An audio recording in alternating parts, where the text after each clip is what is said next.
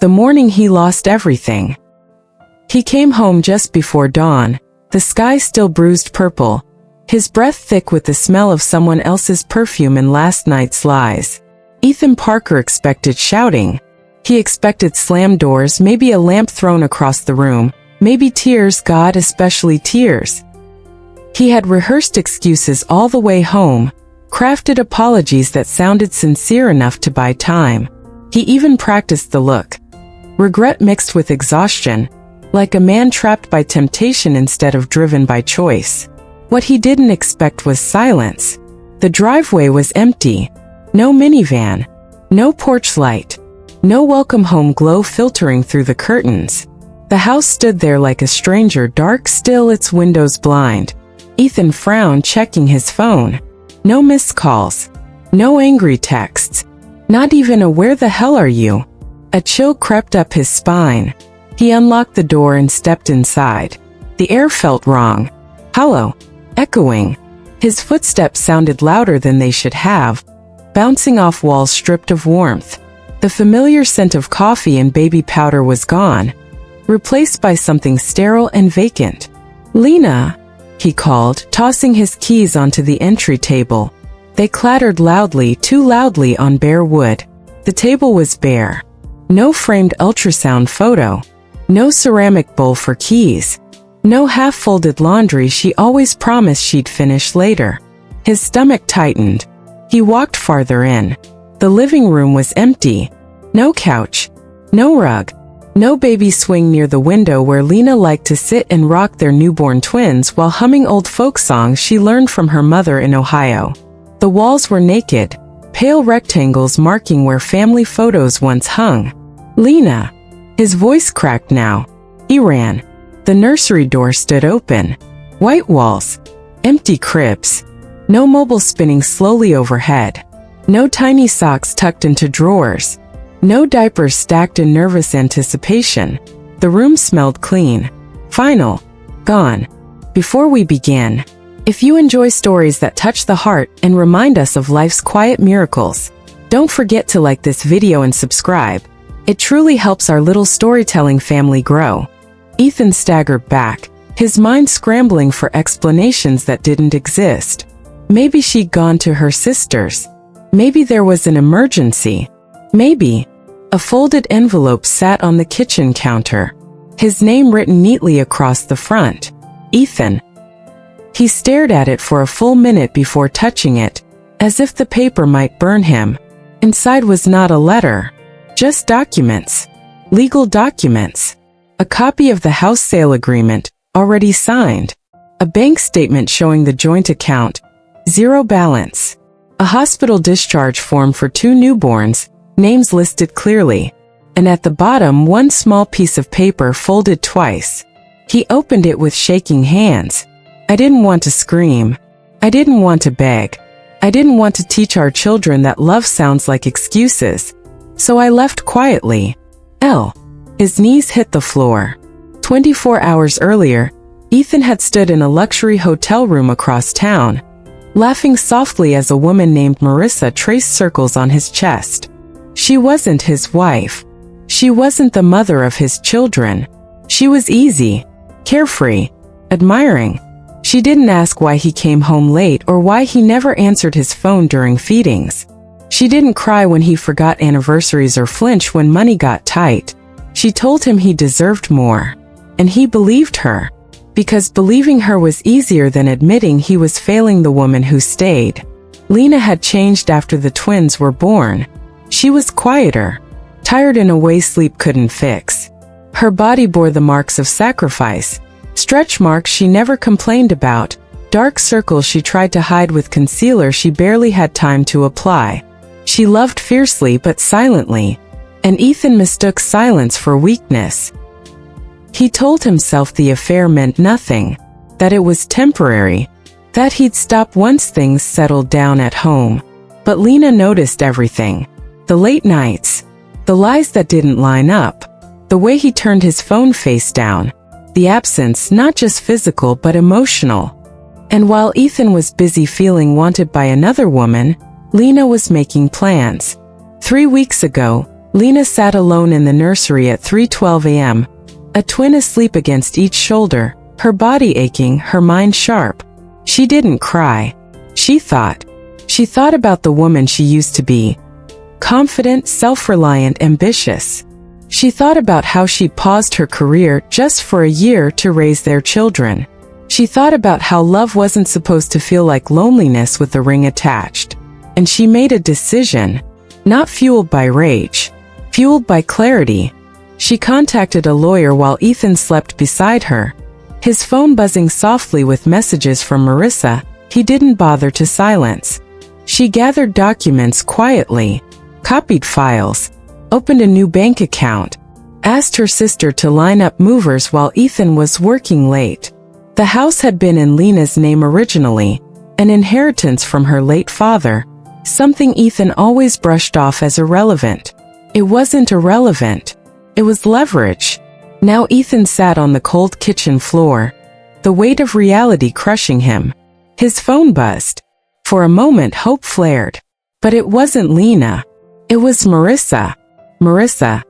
Last night was amazing. When can I see you again? He stared at the message, numb. Amazing. While his children were gone. While his wife had vanished without a single tear shed in his presence.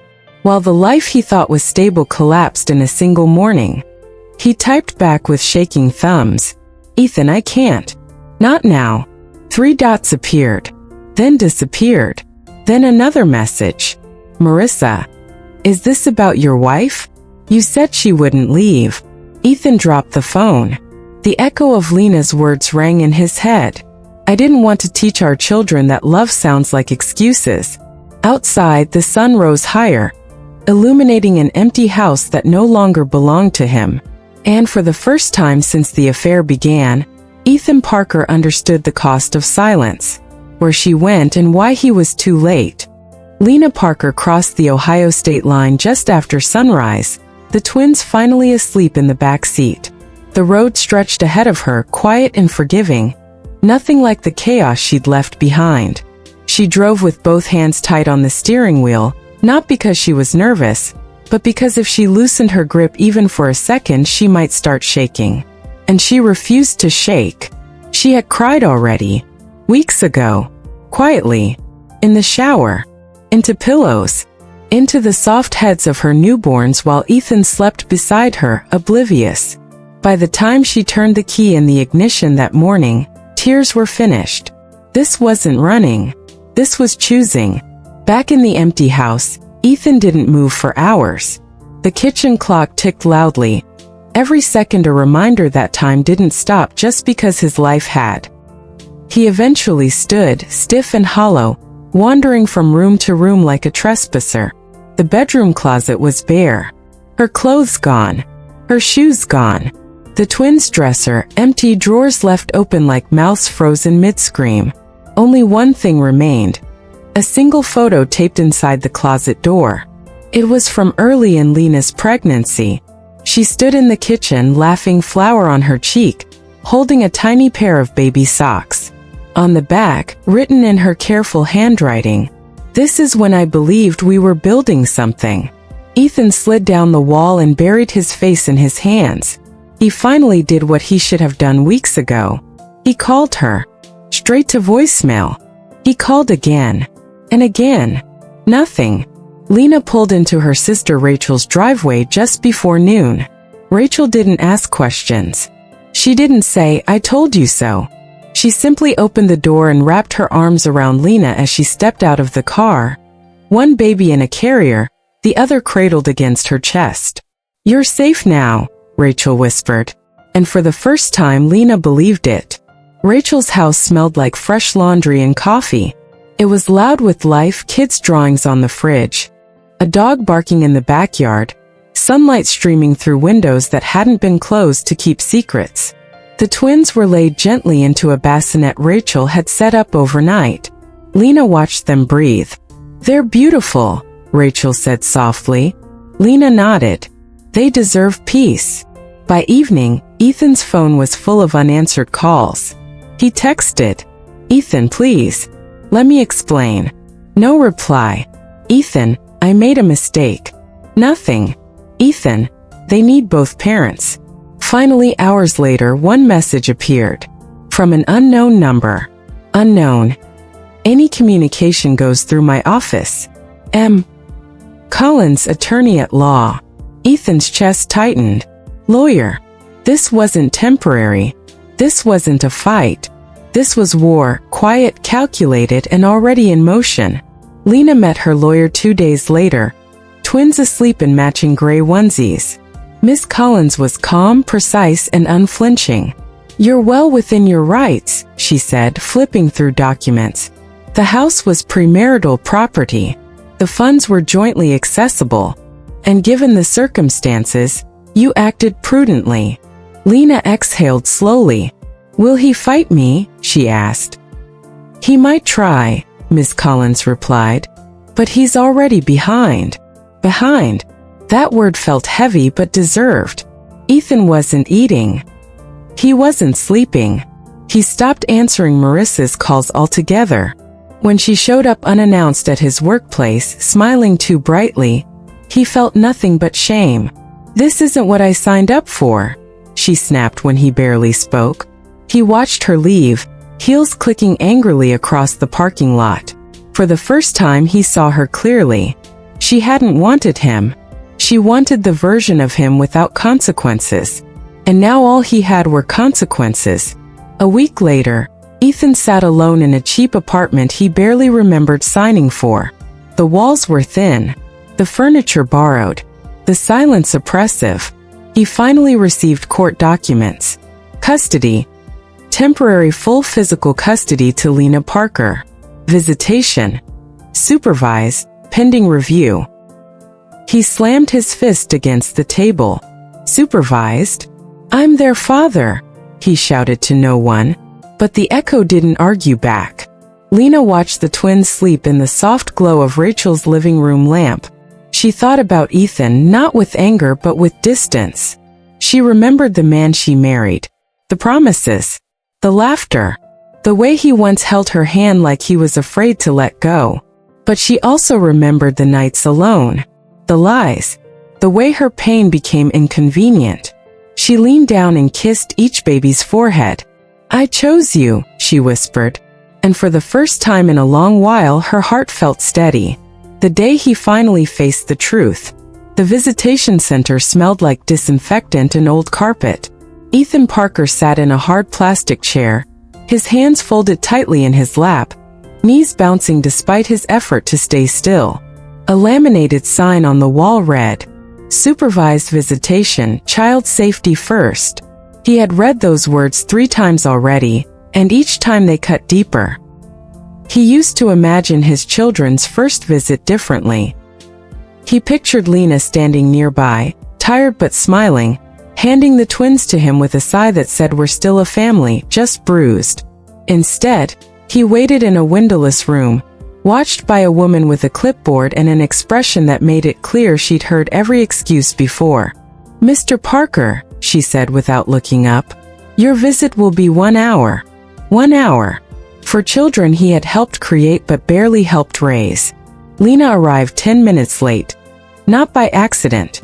She walked in calm and composed, pushing a stroller with both twins bundled inside, sleeping peacefully. She wore jeans, a soft sweater, her hair pulled back neatly. No makeup, no dramatics. Ethan stood instinctively. Lena. She didn't flinch. Didn't smile. Didn't glare. She simply nodded. Ethan. That was it. No anger. No warmth. Just distance. The supervisor cleared her throat. You can hold them one at a time. Ethan's hands trembled as he reached for his son first. The baby was heavier than he remembered, solid, warm, real. His chest tightened as the infant stirred, tiny fingers curling reflexively. Hey, Ethan whispered, voice breaking. Hey, buddy. The baby yawned. Didn't recognize him. Didn't care. Something inside Ethan cracked. Lena sat across the room watching. Not with bitterness but with resolve. She had prepared herself for this moment. She reminded herself why she was here. Not for Ethan. For the twins. She noticed how unsure he looked holding them, how he glanced at the supervisor for reassurance, how his confidence, once so loud, had evaporated. He wasn't cruel, just absent. And absence leaves marks no one sees until it's too late. "You look different," Ethan said quietly when the babies were switched. Lena met his gaze evenly. "So do you." Silence stretched between them. "I never meant to hurt you," he said finally.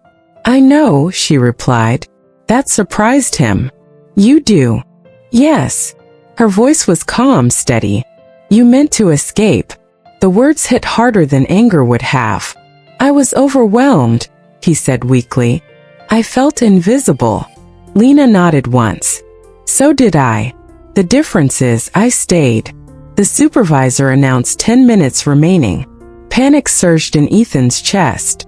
"Please," he said, lowering his voice. "Let's talk. Really talk." Lena looked at the clock. "Through lawyers," she replied. "This is about the children now. Don't they deserve both parents?" he pressed. "They deserve parents who show up," she said quietly. "Not just when they're watched." The hour ended. Just like that. Ethan handed the baby back reluctantly, his arms feeling empty as Lena buckled the twins into the stroller. As she turned to leave, he spoke again. "Lena." She paused. "I loved you," he said. She didn't turn around. "I believe you," she said. "Once." And then she was gone. That night, Ethan did something he hadn't done in years. He went home and sat alone with his thoughts. No distractions. No excuses. Just truth. He replayed every moment he dismissed her exhaustion. Every lie he justified. Every time he chose validation over responsibility. And for the first time, he didn't blame anyone else. He blamed himself. Across state lines, Lena rocked one twin while Rachel fed the other. "You okay?" Rachel asked. Lena nodded slowly. "I saw him today." Rachel's jaw tightened. "And?" "He's broken," Lena said. "But broken doesn't mean safe." Rachel smiled softly. "You're stronger than you think." Lena looked down at her children. "I know." Ethan began therapy the following week. Not to win Lena back, but because the man staring back at him in the mirror was someone he didn't recognize, and didn't want his children to either. He learned uncomfortable truths. About entitlement. About emotional labor. About how silence can scream when ignored long enough. When regret isn't enough. Ethan lost his job on a Tuesday morning. It wasn't dramatic. No shouting. No security escort. Just a quiet meeting in a glass-walled office where his reflection stared back at him like a stranger. "We're restructuring," his manager said carefully. "And given recent distractions, we're going to let you go." Distractions? Ethan nodded, numb. He'd missed deadlines. Forgotten meetings. Shown up late more than once. His mind had been consumed by court dates, supervised visits, therapy sessions, and a gnawing guilt that never slept. He packed his desk in silence. A few co-workers avoided eye contact. One gave him a look that held more judgment than sympathy. By the time he walked out into the parking lot with a cardboard box under his arm, the reality hit him fully. There was nothing left to distract him from what he'd done. Lena's life, meanwhile, was moving forward, quietly, deliberately. She enrolled the twins in a pediatric clinic near Rachel's house. Found a part-time remote job consulting for a firm she'd once turned down to support Ethan's career. Her days were full, exhausting, and purposeful. She was tired but not hollow. Late one evening, she sat on the porch while the twins slept inside, a soft summer breeze brushing her face. She felt something unfamiliar. Peace. The court review came sooner than Ethan expected. He stood before the judge in a borrowed suit, hands clasped, jaw tight. His lawyer spoke on his behalf, listing therapy attendance, parenting classes, clean drug tests. Effort. But effort came late. Lena testified calmly, never raising her voice. "I'm not trying to punish him," she said. "I'm trying to protect my children." The judge nodded. Custody remained unchanged. Supervised visits continued. Ethan's chest ached with something heavier than anger. Consequences. Outside the courthouse, rain poured relentlessly. Ethan watched Lena strap the twins into her car, her movements efficient, practiced. He wanted to say something, anything, but some moments were beyond words. He stood there as she drove away, and he understood something brutal and true. Regret doesn't rewind time. Weeks passed. Ethan's savings dwindled. His apartment grew barer. Nights stretched endlessly. One evening, his phone buzzed with a notification he didn't expect. "Marissa liked your photo." He stared at the screen. A photo from years ago. Him and Lena at a 4th of July barbecue, smiling, fireworks behind them. The irony twisted his gut. She messaged minutes later. "Marissa, I miss you." He typed. Deleted. Then finally replied. "Ethan, you missed the version of me that didn't exist." She never responded. Lena received an unexpected email. A job offer. Full-time. Flexible hours. Better pay than she'd made before. She read it twice, then once more, her hands trembling. Not with fear but relief. Rachel hugged her when she shared the news. "I'm proud of you," Rachel said. Lena smiled. "I am too." Ethan attended one final supervised visit before the holidays. This time he came prepared: diapers, bottles, toys. The supervisor noticed. "Good," she said. "Consistency matters." Lena watched from a distance as he gently fed one twin, humming awkwardly. He was trying. She acknowledged that. But trying wasn't the same as being trusted. As the visit ended, Ethan looked at her with quiet desperation. "Do you ever think," he started. She shook her head gently.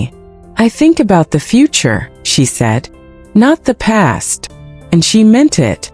That night, Ethan sat alone, staring at a small Christmas ornament he'd found in storage. A baby's first Christmas. He realized something then. Some doors close without slamming, and that silence is final. What remains after silence? 3 years later, the twins learned how to ride their bikes on a quiet suburban street in Ohio. Lena jogged behind them, her laughter light and unguarded as they wobbled forward, training wheels rattling against the pavement. The sun dipped low, painting the neighborhood gold, and for a moment, everything felt impossibly full.